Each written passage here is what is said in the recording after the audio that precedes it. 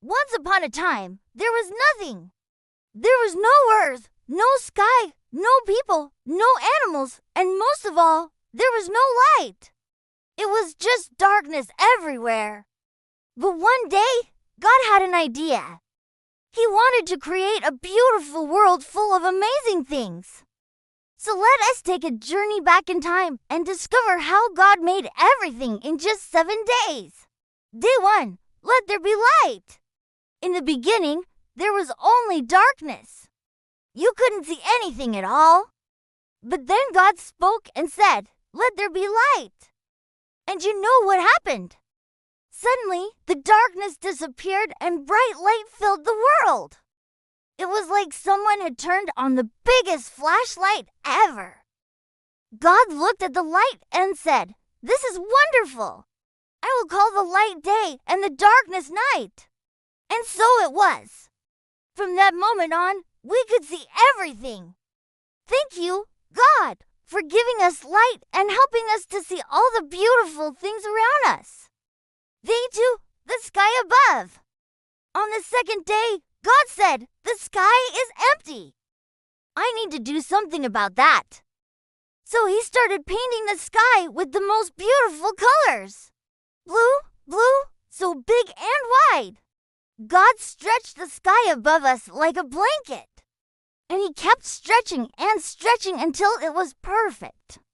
Then he separated the water below the sky from the water above it. And look at that! Fluffy white clouds started to dance around in the sky. God made the sky a home for the sun, the moon, and the stars. It was a perfect place for them to shine and for us to enjoy their light. Day 3, land and plants. On the third day, God looked down and said, it's time to make some land. So he said, let the land appear. And you know what? The waters moved away and dry land appeared. Mountains, hills, and valleys, all green and beautiful. God looked at the land and smiled. It was good, but it needed something more. Some beautiful plants and flowers. And that's exactly what God did. Flowers of all colors bloomed, red and yellow, purple and pink. Tall trees sprouted, and they swayed in the gentle breeze. It was like a huge garden party, and God loved it. Day 4, sun, moon, and stars. On the fourth day, God wanted to add some sparkle to his creation. So he made the sun a big ball of fire that brings us light and warmth during the day. And God made the moon a shiny disk that glows at night. The moon can reflect the sunlight and make the stars twinkle. At night, the sky was no longer dark. It twinkled with millions of stars.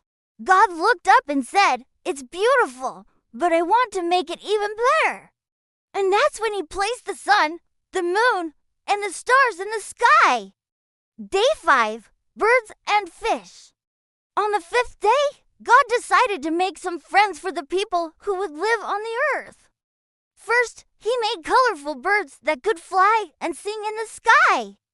They chirped and tweeted and soared through the air. And then God made all kinds of fish that could swim in the water. Some were fast and some were slow, but all of them were beautiful. The birds and the fish were happy to have a home in God's beautiful world. Day 6, animals and people. On the sixth day, God made lots of new friends for us. He made big, strong animals like lions and elephants and tiny animals like ladybugs and butterflies. He made furry animals like rabbits and squirrels and also playful puppy dogs. And then God made something very special, a man named Adam and a woman named Eve. They were the first people to live on earth. God loved them very much and wanted them to be happy. So he gave them a beautiful garden to live in. It was called the Garden of Eden. There were flowers and trees and the sweet sound of birds. God wanted Adam and Eve to take care of all the animals and plants and enjoy the beauty of the world. Day 7, a day to rest.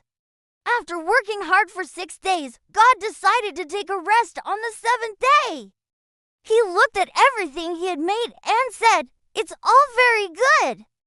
God wanted us to know that it's important to stop and appreciate the beautiful world around us.